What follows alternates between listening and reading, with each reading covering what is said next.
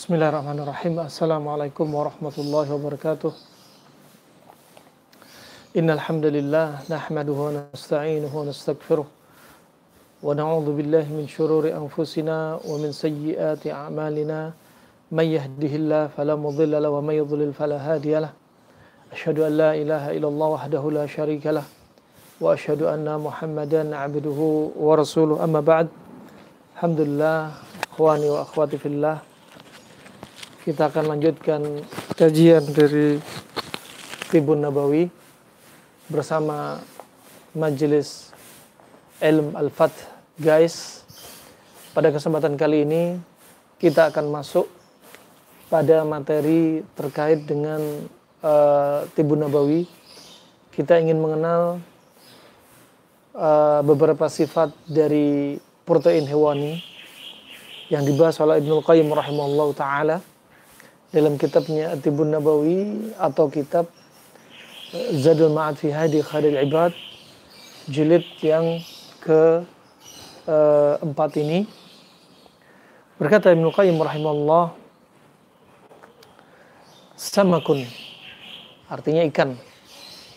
Dan sebelum masuk pembahasan, ikan ini sebenarnya disebutkan di dalam Al-Quran lebih dari sekali di dalam Al-Quran. Seringkali disebutkan. Ya, imma karena keutamaannya, imma karena Allah ingin menyebutkan di situ ada hikmah, termasuk ciptaan dari ciptaan Allah Subhanahu wa taala, dari hewan-hewan yang Allah ciptakan. Dan dalam hal ini protein hewani yang Allah ciptakan, yang merupakan nikmat dari nikmat Allah Subhanahu wa taala.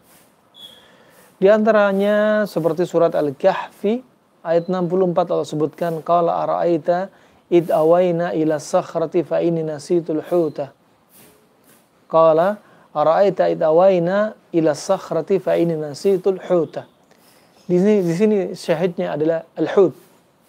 Syahidnya di sini adalah al-hut. Al-hut itu adalah termasuk ikan, baik ikan kecil ataupun ikan besar. Sebagaimana disebutkan dalam Mu'jam Al-Wasit, al-hut itu bisa ikan kecil, bisa ikan besar. Dan juga dalam surat As-Saffat ayat 142, faltaqamahu al-hutu wa huwa mulim. Syahidnya di sini juga yaitu al-hut, ya. Faltaqamahu al-hutu wa huwa mulim. Juga Allah sebutkan dalam surat yang lainnya, dalam surat Al-Qalam ayat 48. Ya. Allah berfirman, "Wala taku fasbir li hukmi rabbika wa la takun ka sahibil huti id nada wa huwa makdhum." Sini juga syahidnya adalah al-hut. Naam. Dan Allah Subhanahu wa taala menjadikan nama-nama hewan-hewan, ada di antara hewan yang tinggal di air yang segar, juga air asin. Ya. Allah berfirman, "Wa ma yastawil bahrani hadza 'adbun furatun sa'ighun syarabuhu wa hadza milhun ujaj." Di situ Allah ciptakan hewan yang tinggal di air segar, ada hewan yaitu air tawar, ada hewan yang tinggal di air laut. Ya. Nah, di situ ada milhun ujaj, asin lagi pahit. Asin lagi pahit. Adapun hadza adbun adalah air yang segar lagi tawar. Segar lagi tawar. Dan termasuk i'jaz ta'bir Al-Quran, termasuk mukjizat dari pengibaratan dari lafaz-lafaz Al-Quran. Ya, kalau kita lihat di situ ada rahasianya, bahwasanya lafaz lahm kalau di dalam Al-Quran artinya yang dimaksudkan adalah lahmul an'am. Seperti apa? Kalau di dalam Al-Quran Anda mendapati bacaan Al-Quran, di situ disebutkan lahm. Maksudnya lahm di situ adalah di antaranya yaitu kambing, sapi, onta. Itu maksudnya lahm. Akan tetapi kalau di dalam Al-Quran tidak disebutkan lahm saja, tapi ada lafaz yang lainnya seperti lahmut tari. Lahmut tari maksudnya adalah ikan, yaitu daging segar. Kenapa demikian? Karena ikan itu lebih bermanfaat dan lebih lezat kalau dimakan dalam kondisi segar. Ya, makanya ikan kalau tidak segar, matanya berubah merah, insangnya berubah menjadi putih, sehingga menyebabkan reaksi alergi. Makanya disebutkan dalam Al-Quran, lahmut tari, daging yang segar. Maksudnya adalah ikan. Nah, ini termasuk kalimatul ijaz, takbir Al-Quran. Takbir dari pengibaratan dari Al-Quran.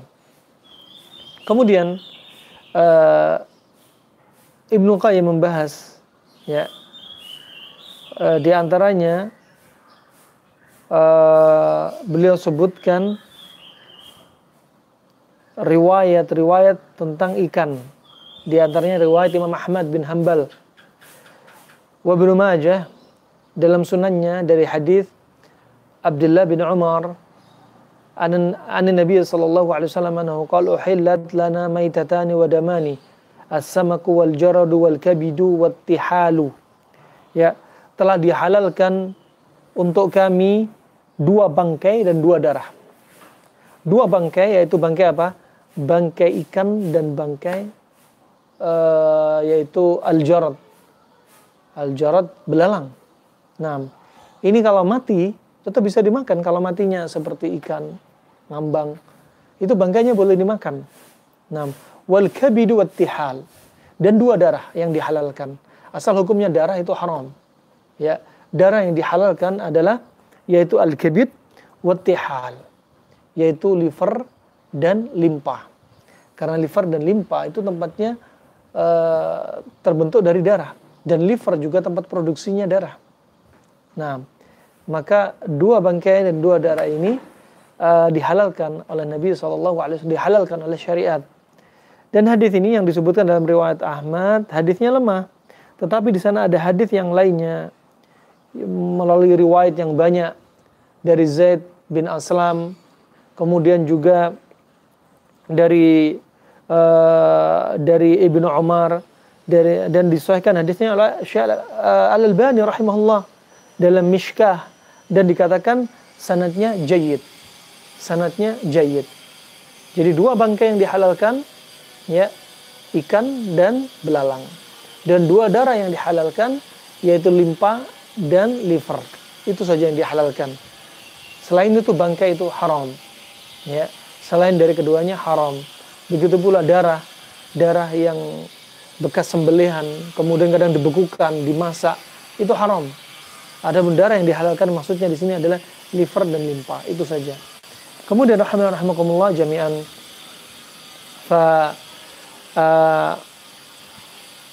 berikutnya Ibnu Qayyim juga membahas pembahasan yang sangat panjang lebar tentang ikan, ya. Pembahasan yang panjang lebar tentang ikan. Ini ulama kedokteran Arab klasik, masya Allah, membahas ikan yang terbaik seperti apa. Ikan darat tinggalnya di mana. Ikan laut ukurannya seperti apa, sisinya seperti apa yang terbaik. Dibahas oleh beliau rahimahullah ta'ala. Ini sebagai hikmah. Jika dinisbatkan kepada Nabi itu dalilnya sahih, maka katakan dari Nabi. Kalau enggak, jangan nisbatkan kepada Nabi SAW. Yang sabit dari Nabi, sebagaimana riwayat hadis barusan, tentang 2 bangkai yang dihalalkan dan 2 darah yang dihalalkan. Rahimakumullah jami'an.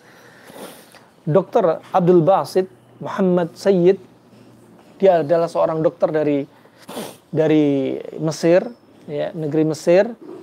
Dia menyebutkan bahwasanya ikan itu masya Allah kaya akan proteinat.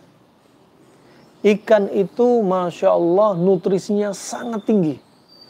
Bahkan dia nutrisinya terkadang melebihi daging dari hewan ternak.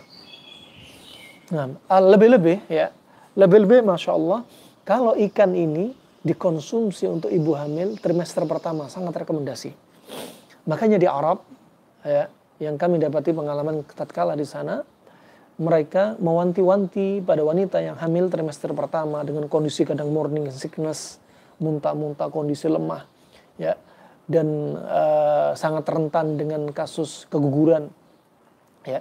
Mereka sering menasihati agar wanita hamil trimester pertama jangan terlalu banyak mengkonsumsi makanan yang panas. Seperti apa? Jangan terlalu banyak kurma. Ya, jangan terlalu banyak daging yang sifatnya panas seperti kambing. Jangan konsumsi habatus sauda. Jangan lakukan aktivitas berat seperti berkendaraan bermotor atau naik mobil sekalipun, naik turun tangga. Kenapa? Karena trimester pertama saat itu embrio belum betul-betul nempel pada dinding rahim. Ya, biarkan dia kuat nempel pada rahim. Ya, sehingga jangan terlalu banyak konsumsi yang panas-panas pula. Dan protein hewani yang sangat rekomendasi ya untuk trimester pertama pada ibu hamil diantaranya adalah yaitu ikan. Bukan ikan asin, tapi ikan segar. Karena ikan asin sifatnya panas. Dan ikan segar ini diantaranya tinggi kalori, tinggi nutrisi juga. Juga dia sangat bagus untuk pertumbuhan, yaitu tumbuh kembang janin. Juga bagus untuk otaknya, untuk kecerdasannya, untuk kulitnya, untuk rambutnya, melebatkan rambutnya. Banyak sekali manfaatnya. Dan rahimakumullah jami'an, juga disebutkan Dr. Abdul Basit Muhammad Sayyid. Beliau sebutkan bahwasanya juga dia sangat mudah dicerna. Berbeda dengan sapi. Sapi, terutama sapi dewasa, sifatnya dingin tapi sulit dicerna. Sebagaimana disebutkan Ibnu Qayyim rahimahullah. Maka yang sangat rekomendasi diantaranya ikan mudah dicerna. Bagus untuk ibu hamil, ya, karena kalau ibu hamil terjadi konstipasi, makan makanan daging sapi yang sulit dicerna, timbul konstipasi akan membahayakan. Tatkala BAB, permisi akramakumullah, dia harus mengejan, dan mengejannya dia bisa membahayakan diri dia dan janin dia. Membahayakan diri dia bisa menyembuhkan ambeien. Ya. Membahayakan janin dia bisa jadi dengan proses mengejan dia bikin kontraksi pada rahim. Nah, kemudian juga dia kaya akan ahmad al-aminiyah, yaitu kaya akan asam amino. Ya, ikan kaya akan asam amino. Nah, yang mana asam amino ini adalah al-asasiyah allati tadkhulu fi takwin al-'adhalat wal ansijah. Yang mana asam amino ini sangat bagus sekali yang merupakan pondasi untuk menjadi pembentukan al-'adhalat al-ansijah, yaitu pembentukan sel-sel dan jaringan dan otot-otot. Ya. Nah, wa protein as-samak la yakhlufu ba'da al-imtisasi illa qalilan minal fadhalat. Nah, dan protein dari ikan itu tidaklah banyak keluar dari tubuh. Ketika dikonsumsi oleh ibu hamil, dikonsumsi oleh kita, dikonsumsi oleh anak kita, mereka tidak banyak dibuang di tubuh. Illa qalil. Kecuali yang terbuang itu sedikit. Berarti protein yang terbanyak terserap di dalam tubuh, Masya Allah. Nah, juga wal abyad minhu ashalu hadman minal lahm. Dan daging ikan yang putih itu lebih mudah dicerna, ya, daripada daging-daging protein hewani yang lainnya. Nah, wal ahmad ad-dihniyah fihi al-ahmad ad-dihniyah wal vitamin wal ma'adin. Pada daging yang putih pada ikan ini itu kaya akan yaitu asam lemak. Ya. Juga dia kaya akan vitamin dan kaya akan mineral pada ikan, Masya Allah. Nah, juga dia kaya akan potasium, Masya Allah. Bagus untuk jantung kita, bagus untuk pertumbuhan rambut. Makanya pengalaman kami, ya, dari tahun 2000, Masya Allah, kebiasaan kami dapati anak-anak yang Masya Allah lahir dari ibu-ibu, yang ibu-ibu ini memang hobinya ikan, Masya Allah, ikan segar. Ketika ditolong persalinannya oleh bidan, ya, bidan seringnya kaget. Kok bisa kulitnya lembut, bersih, rambutnya Masya Allah lebat sekali. Ternyata rahasianya adalah diantaranya seringnya ibu ini konsumsi ikan. Ibu-ibu ini konsumsi ikan. Juga dia mengandung fosfor. Yang mana fosfor ini sangat bagus untuk numu al-mukh. Ya, tanmiyatil mukh. Bagus untuk pertumbuh kembang otak. Nah, maka fosfor sangat bagus untuk pertumbuh kembang otak, ya, si janin, ya, kemudian anak kecil. Nah, dan juga dia juga bagus untuk fosfor ini bagus untuk a'sab wal idham. Juga bagus untuk saraf, pertumbuhan saraf juga bagus untuk pertumbuhan tulang. Dan jumlah ikan itu sangat banyak, jenisnya sangat banyak. Buah mangga aja ada 66 jenis. Adapun ikan ya yang tersingkap, jumlah ikan yang ada di laut, artinya yang tersingkap yang ketahuan. Belum lagi ada ikan yang di dasar laut yang sangat dalam, kita nggak tahu. Perkara gaib bagi kita, nggak gaib, bukan bagi Allah, bukan gaib. Nah, yang mana jumlah yang tersingkap saja jenis ikan itu ada 27.000 jenis ikan. Masya Allah. Tanda kekuasaan Allah subhanahu wa ta'ala. Dan tentunya punya manfaat masing-masing. Nah, Allah subhanahu wa ta'ala berfirman, wa in ta'uddu ni'matallahi la tuhsuha innallaha laghafurur rahim. Kalau kalian coba menghitung nikmat Allah, kalian niscaya nggak akan bisa menghitungnya. Dan Allah subhanahu wa ta'ala itu betul-betul maha mengampuni, maha menyayangi. Nah, dan ikan itu kebanyakannya, mayoritasnya dia mengandung madah unsur yang dapat menjadikan manusia itu lebih cerdas, ya. Dan dia juga menjadikan manusia itu dengan nutrisi pada ikan ini akan menyebabkan yaitu tansyid niqat al-ittisal al-asabi, yaitu mempercepat tersambungnya titik temu saraf. Jadi saraf dalam tubuh kita itu nggak nyambung, tapi ada enzim untuk mengantarkan rangsangan saraf. Ya, contohnya ini kakinya, kemudian badannya, kemudian kepala. Kemudian saraf berikutnya demikian, kaki, badannya, kepala. Dan antara kaki dan kepala saraf berikutnya, ini nggak nyambung. Dan di situ ada namanya niqat al-ittisal al-asabi, dalam bahasa medisnya yaitu cholecystokinin. Dan ikan ini sangat manfaat untuk menambah kandungan ini. Sehingga apa? Bagus untuk pertumbuhan saraf, rangsangan saraf. Sangat bagus. Nah, allati ta'malu ala naql nabdadat adzakirah, yang mana manfaatnya adalah di antara itu apa? Memindahkan memori yang begitu cepat. Makanya bagus. Yang hafalannya kuat dari protein hewani itu bisa menggunakan atau manfaatkan ikan. Dari nabati ya bisa menggunakan seperti pegagan, seperti ginkgo biloba, seperti jahe, seperti kismis, ya. Adapun yang lainnya bisa menggunakan madu, kemudian luban dari getah pohon, ya, yang terkenal di Arab, ya. Oh, ini banyak sekali manfaatnya. Dan disebutkan oleh para ulama, di antara yang mengurangi hafalan adalah yang masam-masam. Yang masam, kecut itu memengaruhi memori, mengurangi hafalan. Makanya di antaranya para ulama, ya, seperti Syekh Muqbil rahimahullah, tidak suka mengkonsumsi buah apel, ya, buah yang masam-masam, karena khawatir hafalannya berkurang. Dari sisi Pak, karena dia tujuannya ingin tetap menjaga hafalan Al-Quran, tetap ingin menjaga hafalan hadisnya. Barakallahu fikum. Dan juga di antara ikan itu, di antara manfaatnya, selain menambah kecerdasan, daya ingat, juga dia bagus untuk tumbuh kembang otak, juga bagus untuk menjaga mata, Masya Allah, menguatkan pandangan mata. Nah, sangat bagus sekali. Kemudian juga tamna'u al-jaltat ad-damawiyah, untuk mencegah terjadinya yaitu stroke pada pembuluh darah.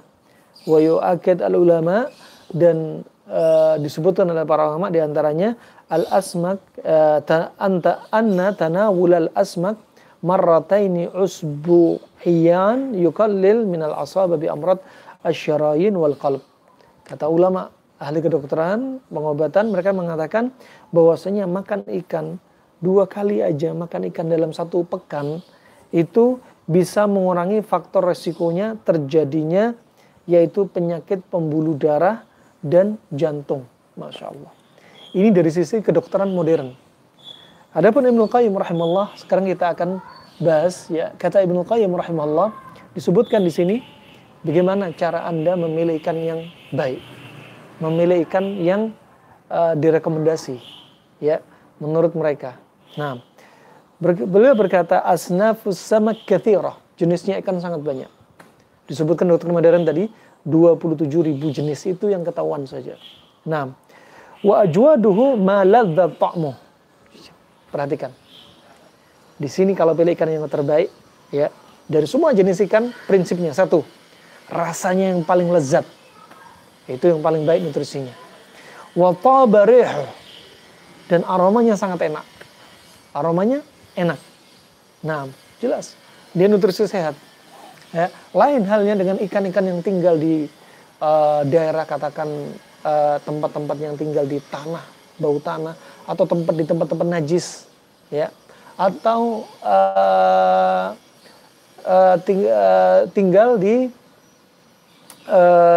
tinggal di katakan tempat-tempat yang berpolusi, polusi air. Misalkan tempat pembuangan limbah, di situ ada ikan. Dan ikannya rata-rata ikan yang memang sebagai indikator, di situ banyak limbah. Seperti apa? Seperti kerang. Masya Allah. Kerang padahal itu termasuk semakin banyak kerang, apalagi kerang hijau. Itu tanda-tandanya di situ bermasalah airnya. Makanya tidak direkomendasi untuk kita konsumsi. Seperti ikan, katakan ikan Indosiar katanya. Ikan yang punya sirip tebal. Padahal dia untuk membersihkan daerah-daerah tersebut. Nah, maka tadi prinsip yang pertama, cari yang rasanya lezat, aromanya enak.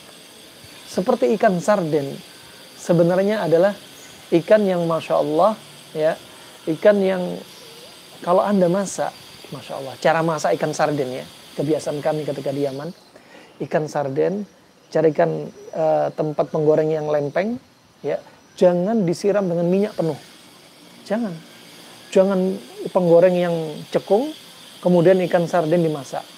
Nah, cukup penggoreng yang lempeng, kasih sedikit minyak, taruh ikan sarden di atasnya dengan api yang sangat kecil, ya, dengan api yang sangat kecil. Kemudian rasakan sensasinya ketika aromanya sudah wangi, ketika lemak-lemaknya sudah mulai keluar dari kulit-kulitnya. Saat itu sudah cukup matang, nggak usah terlalu lama. Tinggal Anda taburin, ya, serbuk garam yang sudah dicampur merica. Setelah dilepas atau diangkat dari penggorengan, ditaburin begitu saja. Ingat, garam jangan diletakkan di atas perapian, karena akan merubah rumus kimia garam, membahayakan diri kita. Ya, makanya cukup dinamakan garam meja, karena makan di atas meja, bukan ditaburkan di atas penggorengan. Nah, taburkan sedikit, Masya Allah, sudah lezat, nikmat. Anda buka kulitnya, ikan sarden, subhanallah, seperti ikan yang nggak berharga bagi manusia. Satu ember dihargai yang sangat murah sekali, padahal itu kaya akan nutrisi.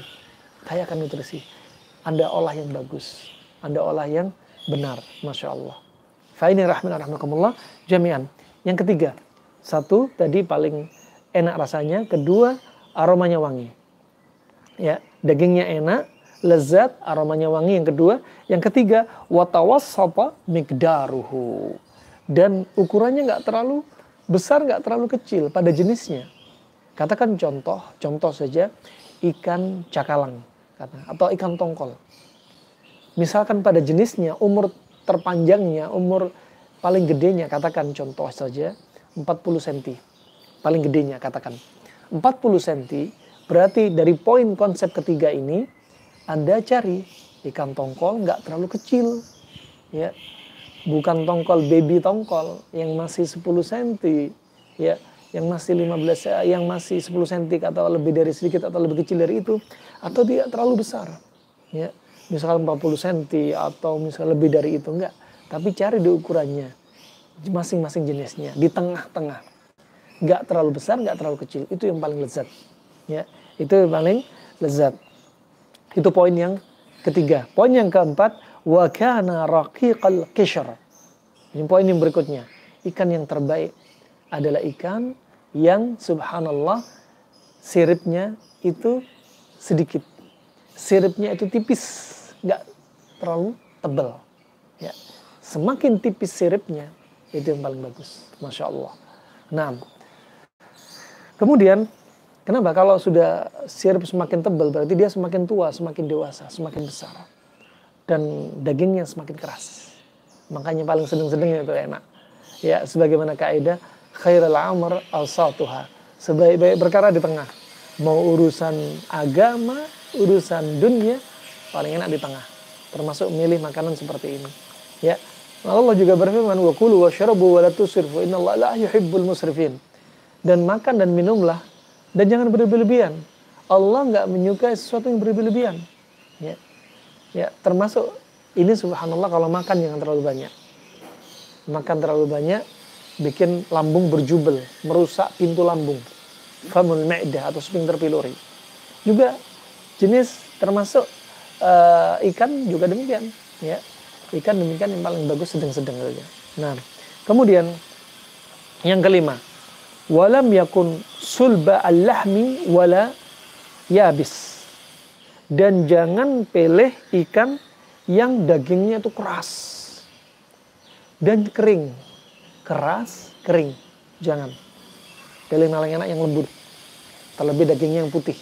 Masya Allah. Kemudian yang berikutnya, wa kana fi ma'in azbin jarin ala hasba. Sekarang kalau ikannya ikan tawar. Ikan tawar. Ini diajarkan konsep berikutnya untuk memilih ikan. Kalau ikannya ikan tawar, pilihlah pada ikan yang tinggal di air apa? Azb. Air tawar yang segar. Air tawar yang segar, jarin, ngalir. Ya. Kemudian alal hasba. Di mana? Alal hasba yaitu hasabah ay sigar al-hijara ay sakhra ramli. Yaitu sungai yang tinggal di sungai, sungainya itu dari kerikil dan pasir. Ya, jadi airnya jernih, bersih. Dan ini yang nomor satu. Kalau Anda pilih ikan, ikannya ikan tawar, cari ikan seperti ini.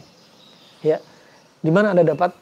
Kami sering lihat langsung dengan mata kepala dan kami turun langsung. Contohnya ketika kami dapati di kaki Gunung Salak di Bogor, masya Allah, ya ada di situ tempat kolam ikan yang masya Allah sangat ajib. Ya, ikan gurame dan ikan yang lainnya diternakan. Ini air turun dari gunung. Dibikinkan jalur di tepi sungai masuk dan kerikil-kerikil di bawahnya.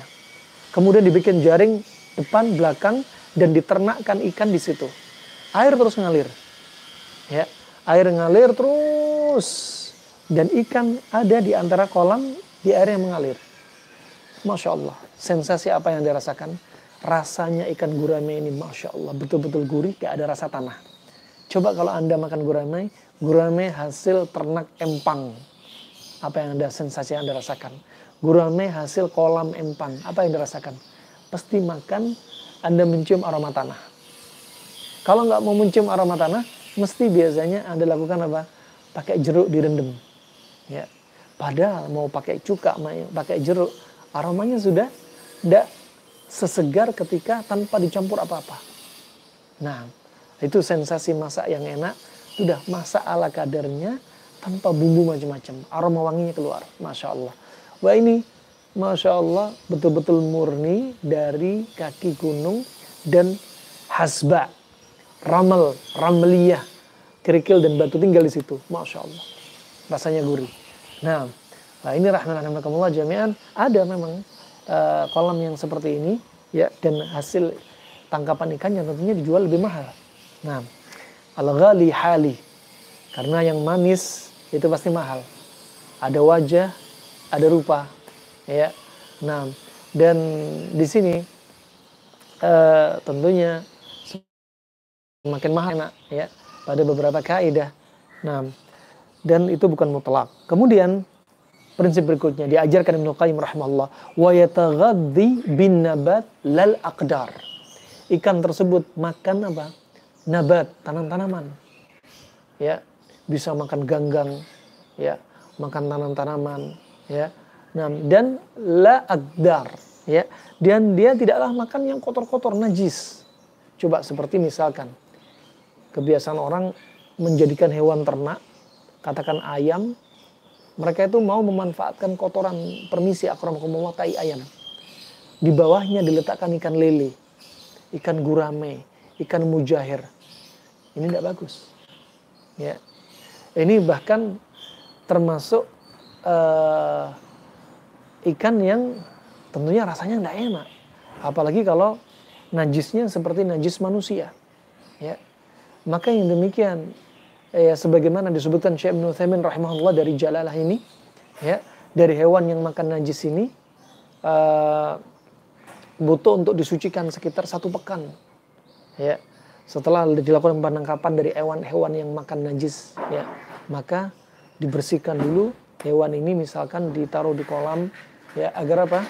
Agar apa yang ada dalam perutnya ini bersih dulu, kemudian siap untuk dikonsumsi. Nah, kemudian rahimakumullah jami'an, wa aslahu amakinihi makana fi nahrin jayyidil ma, ya. Dan yang paling baik tempatnya adalah yaitu ikan yang tinggal di sungai yang jayyidul ma, yang airnya bersih, baik. Bersih artinya nggak ada polusi, ya, nggak ada polusi dari hasil pabrik. Bersih artinya bukan dari air sawah, ya, bekas pupuk, bekas tanah, ya. Bersih, memang bersih-bersih, masya Allah, alami. Nah, kemudian yang berikutnya, kata Ibnu Qayyim rahimahullah, wa kana ya'wi ila amakin sakhrawiyah atau sakhriyah, ya. Dan ini adalah air-air yang mengalirnya dari tempat-tempat apa? Tempat-tempat pegunungan, ya. Tentunya itu bersih airnya. Nah, airnya bersih. Kemudian kata rahimahullah, tsumma ramliyah, dari pegunungan. Kemudian yang berikutnya, ranking kedua berikutnya, dia dari pasir-pasiran, ya. Wal miyah al jariyah al udba allati la qadara fiha, dan air yang ngalir yang enggak ada kotoran, ya, seperti najis di dalamnya. Wala ham'ah, ham'ah itu yaitu tanah lumpur, tanah liat, ya. Di antaranya tanah liat hitam yang bau, ya. Allah juga sebutkan di dalam Al-Quran, min hama'im masnun, min hama'im masnun. Ham'ah yaitu disebutkan di dalam Al-Quran ini ham'ah, hima, ya, hama, yang artinya tanah liat hitam. Itu tidak recommended, artinya nggak recommended, rasanya kurang lezat, bukan haram atau makruh untuk dimakan, bukan. Nah, al-kathiratu ittirab wa tamawuj, ya, yang mana dia ini banyak udah campuran, ya, banyak campuran, kemudian makshufa al-makshufa li syams wa riyah, terpapar oleh matahari dan angin sehingga bergelombang di atasnya. Nah, ini gelombang ini akhirnya membuat apa? Tanah di bawahnya terus goyang dan akhirnya kotor. Dan kalau masuk perut ikan, ini nggak ada recommended. Baunya bau tanah. Nah, karena apa? Daging itu tergantung apa yang dia makan. Tergantung apa yang dia makan. Ini contoh subhanallah terjadi, ada kambing yang subhanallah kambing ini makan makanan dari tanaman-tanaman mukhaddirat. Tanaman yang bikin menutup akal. Yaitu tanaman qat, ya, di negeri Yaman. Satu ketika seorang dokter mendapati kasus seorang anak mendapati anak ini dengan gejala-gejala yang aneh, demam, ya, teriak-teriak, sering menggigau, sering gelisah. Kemudian dokter ini mencari sebab, kayaknya sebab ini sudah diteliti, kayaknya nggak ada masalah kesehatan apa-apa pada anak ini. Di lab hasilnya normal semua. Kemudian dokter ini cerdas, dokter spesialis anak ini, dan bertanya kepada ibu seorang anak ini, ya, Bu, apakah anak ibu biasa minum susu kambing? Iya, sejak kecil dia minum susu kambing. Permisi, apakah susu kambing ini, apakah hewan kambing ini suka makan tanaman kot? Ya, kemudian dikatakan iya, makan tanaman kot. Yang mana tanaman kot ini, ya, subhanallah di atas ganja. Ya, efek takhdirnya, efek hilang akalnya sangat dahsyat. Nah, termasuk golongan narkotika. Nah, kemudian dokter ini meneliti bahwasanya anak ibu terkena yaitu adiksi, kecanduan dengan susu kambing, yang susu kambing ini dari kambing-kambing yang makan tanaman qat, mukhaddirat. Nah, makanya berdampak. Syahidnya di sini bahwasanya apa yang dimakan dari hewan menentukan jenis hewan mutu yang Anda makan, mutu dari hewan yang Anda makan. Nah, wasamak al-bahri fadil. Adapun ikan laut itu sangat bagus. Kata beliau, mahmudun latifun, yang dia sangat baik, lagi lembut. Wattari minhu baridun radbun, dan ikan yang segar dari ikan laut ini, itu sifatnya adalah dingin lembab. Baridun radbun, dingin lembab. Sangat direkomendasi untuk orang yang sifatnya punya penyakit panas. Orang darah tinggi nggak boleh makan kambing. Ya, jangan dibilang kambing ini nggak menimbulkan penyakit. Yang menimbulkan penyakit itu adalah bumbunya. Kalau kambing sudah dicampur santan, ya bukan. Itu mindset yang salah. Ya, kalau kita belajar konsep panas dingin, darah tinggi itu panas, kambing itu panas. Berarti darah tinggi jangan dikasih kambing. Karena panas ketemu dengan panas. Kenapa dokter melarang garam atau ikan asin pada orang darah tinggi? Karena garam dan ikan asin sifatnya panas. Panas ketemu panas. Nah, itu contoh saja. Nah, kemudian berarti protein hewani untuk orang yang kasus panas sangat cocok menggunakan ikan. Darah tinggi, kolesterol, kencing manis, Masya Allah sangat bagus untuk kasus seperti ini. Nah, adapun pada kasus dingin lembab, penyakit dingin lembab, katakan ada orang kena asma, batuk pilek, rematik, COVID, ya, wabah COVID, sudah dingin lembab, dikasih protein hewani dingin lembab, akan tambah dingin lembab. Nah, itu simple, kaidah yang sangat simpel sekali. Kemudian, asira al-inhidham, yuwallidu balghaman kathiran. Yang jadi masalah, ya, dia memang butuh pencernaan ekstra. Nah, terutama pada daging ikan yang dia bukan berwarna putih. Kalau putih lebih mudah dicerna, tapi yang hitam ini lebih sulit dicerna. Yuwallidu balghaman, dan dia menyebabkan dahak yang sangat banyak. Makanya untuk orang yang terkena COVID-19 gak direkomendasi makan daging ikan segar. Kenapa? Akan bertambah dahak. Dingin ketemu dingin. Kalau ikan asin masih tidak mengapa. Karena ikan asin panas kering. Akan jadi panas kering. Bagus untuk kasus COVID. Untuk mengeringkan dahak. Masya Allah. Illal bahriyya wa majra fa innahu yuwallidu khaltan mahmudan. Ya. Wa huwa yukhsibu al-badan. Ikan laut ini bagus untuk tumbuh kembang pada badan. Ya. Wa yuzidu fil mani. Dan ikan yang segar ini menambah pada kaum laki-laki, yaitu akramakumullah, menambah dan menguatkan sperma. Nah, wa yuslihu amzija ahara, dan dia sangat bagus untuk digunakan terapi orang-orang yang punya sifat amzija ahara, sifatnya panas. Wa amal malih, beliau jelaskan berikutnya. Adapun ikan asin, ya, adapun ikan asin, ya, kata beliau, fa ajwaduhu ma kana qaribal ahdi bitamalluh. Ikan asin yang terbaik adalah ikan asin yang proses pengasinannya nggak terlalu panjang.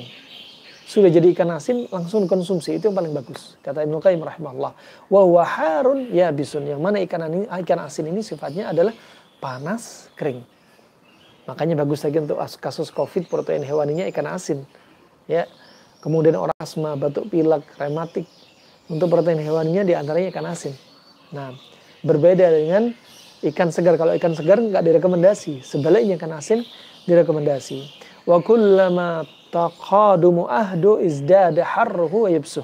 Dan ketika dia ini semakin awal, maka panasnya itu semakin awal dari proses pengasinan, maka panasnya semakin bersifat panas dan dia semakin kering.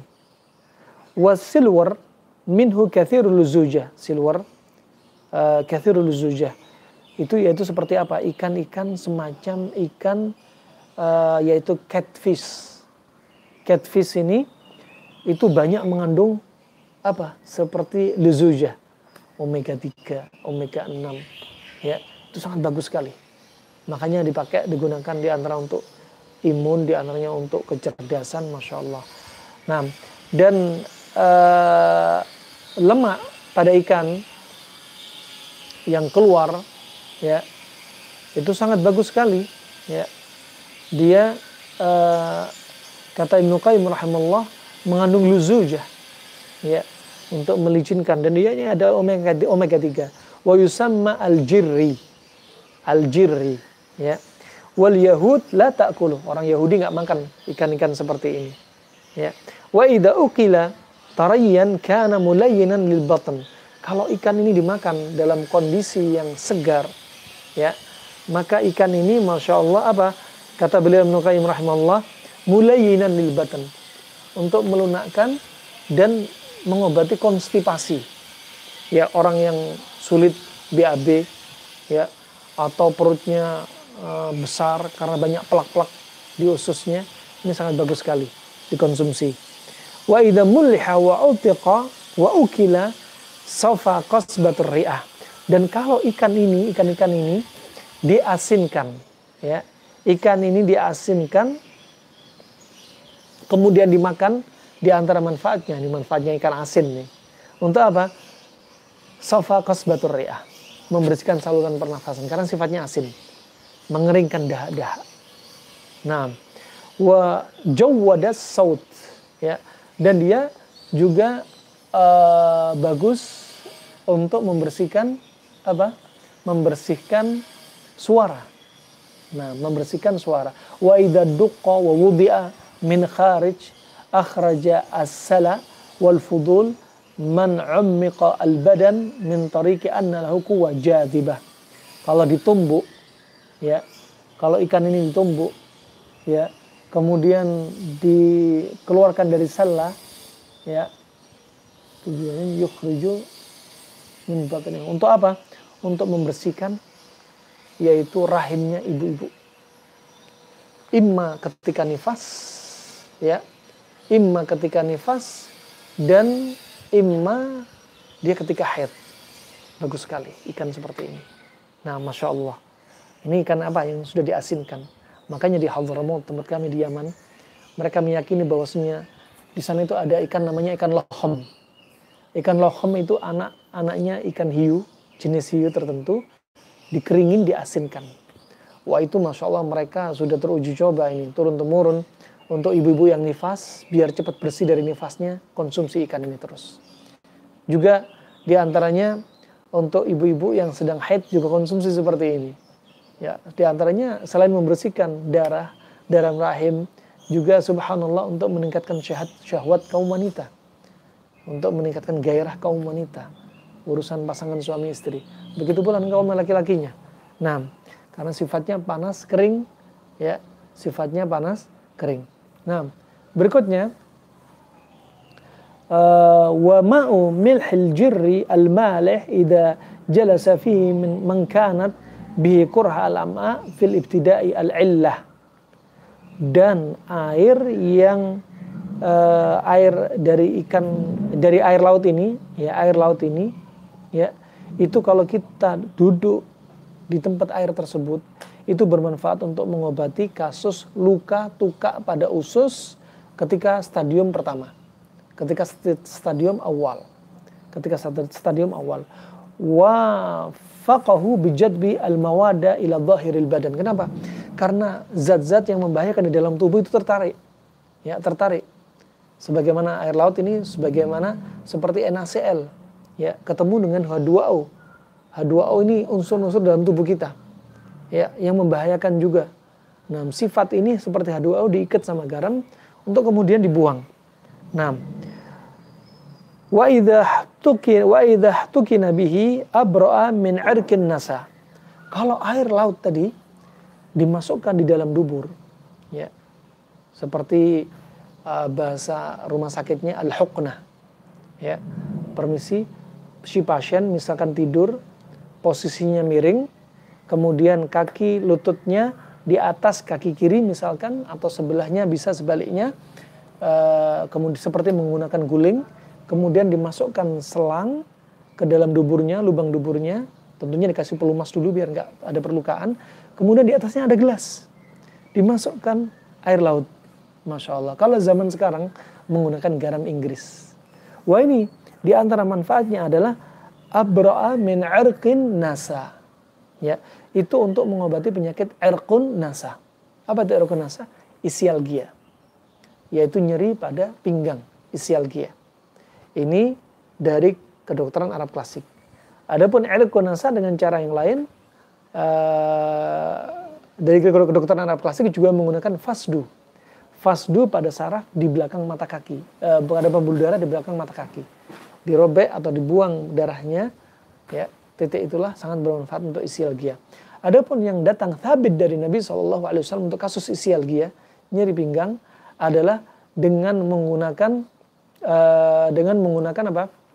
Dengan menggunakan ekor kambing. Sebagaimana hadis Anas bin Malik, riwayat Ibnu Majah, disahihkan oleh Syekh Muqbil rahimahullah, juga Syekh Albani rahimahullah taala. Ekor kambing, kambingnya kambing kibish, yaitu kambing gibas, kemudian dimasak, kemudian kambingnya nggak terlalu tua, nggak terlalu muda, ya, sedang, dan yujza thalatha, dibagi menjadi 3 dosis. Likulli juz yom. Setiap dosisnya 1 hari. Berarti 1 ekor kambing gibas ini untuk 3 hari. Wa yushrab 'ala riq, dan minum ketika kondisi perut kosong. Nah, barakallahu fikum. Dan ini subhanallah rahman rahimakumullah jami'an. Manfaatnya juga untuk meredakan nyeri otot dengan cara huknah di duburnya tadi, akramakumullah, untuk juga mengatasi mengurangi stres, mengatasi obstipasi, dan juga membantu mengatasi migrain. Ya, migrain itu sifatnya dingin. Ya, ketika dimasukkan huknah, sifatnya panas kering, itu lawan dari sifat dingin. Wallahu a'lam bishawab. Kemudian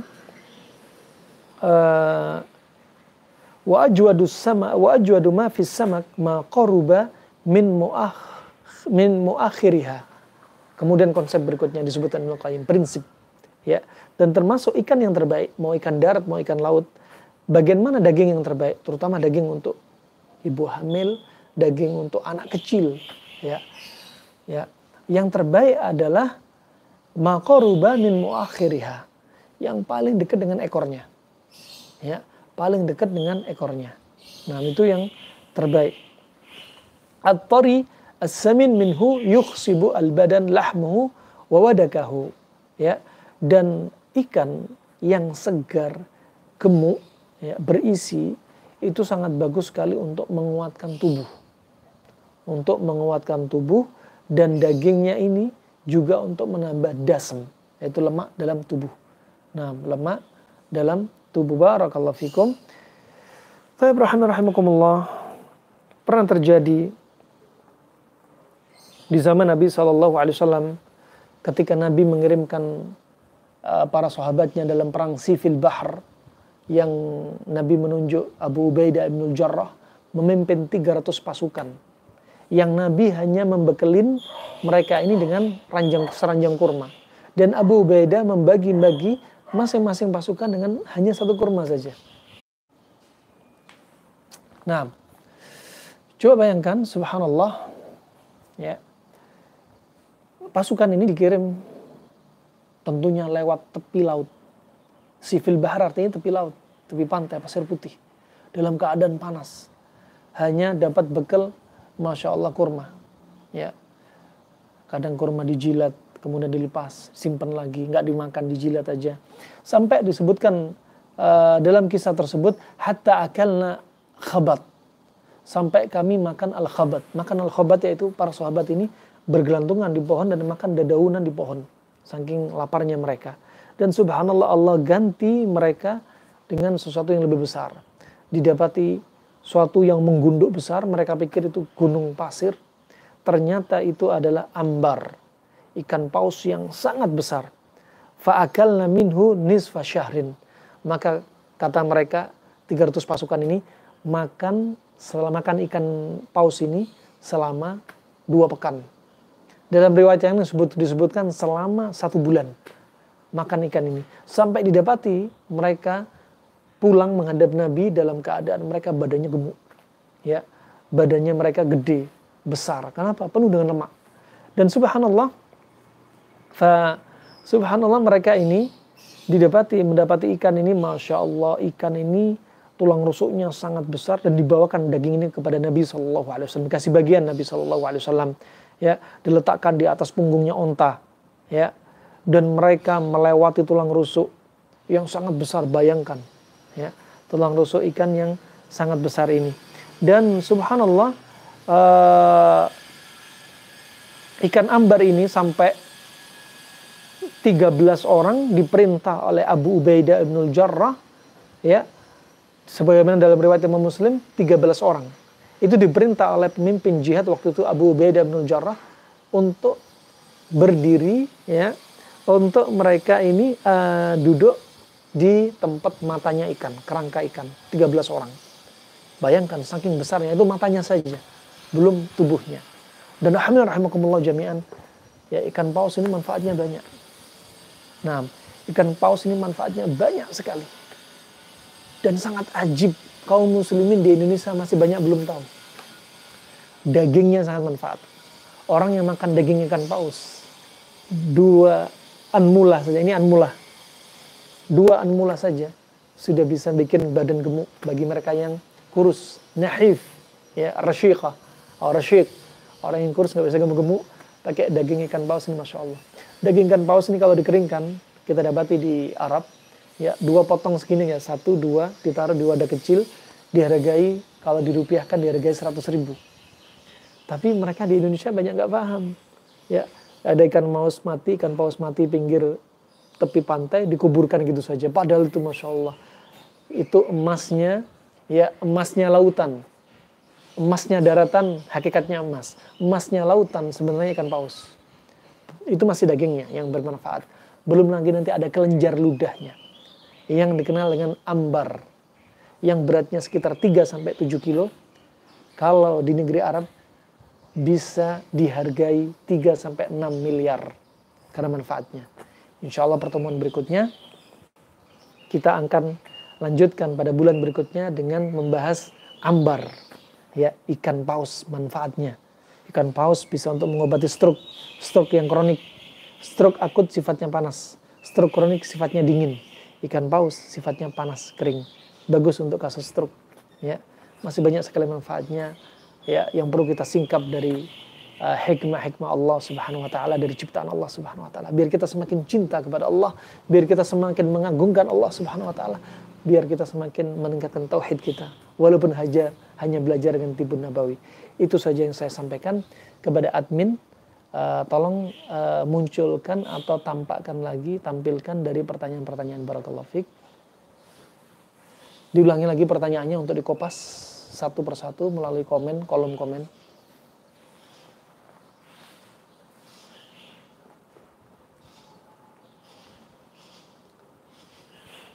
Admin dipersilahkan menampilkan pertanyaan melalui kolom komen yang dari awal.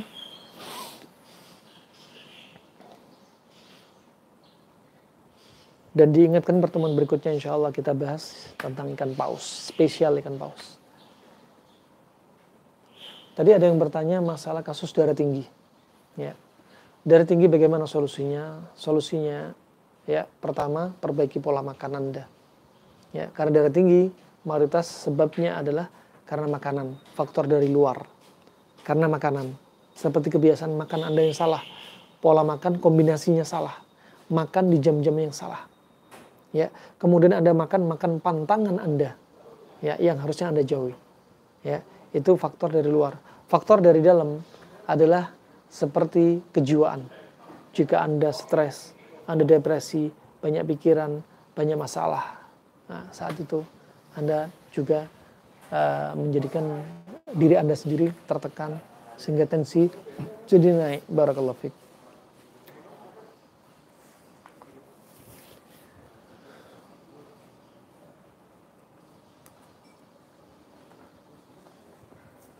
Baik, insyaallah jika tidak ada pertanyaan kita cukupkan sampai di sini.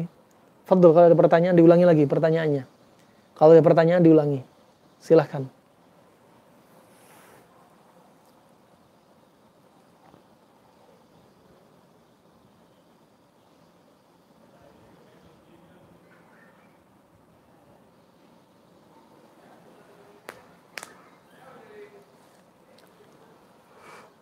Tapi itu saja insyaallah. Insyaallah sudah cukup jelas, ya. Sekali lagi kami sampaikan jazahumullah khair kepada Majelis Ta'lim Al-Fath guys yang sudah yaitu memfasilitasi kajian ini ya. Qadarullah masyafa'al, yang harusnya live Facebook tidak bisa kita aplikasikan tadi, sehingga kami live melalui YouTube channel kami Abdul Rahman Dhani Official. Semoga bermanfaat untuk saya pribadi, untuk Anda semua, untuk Islam wal muslimin. Semoga Allah jaga kesehatan Anda. Dengan Allah jaga kesehatan Anda akan semakin banyak beribadah kepada Allah Subhanahu wa taala. Wabillahi taufik wal hidayah. Subhanakallahumma wa bihamdika asyhadu an la ilaha illa anta astaghfiruka wa atubu ilaik. Wassalamualaikum warahmatullahi wabarakatuh.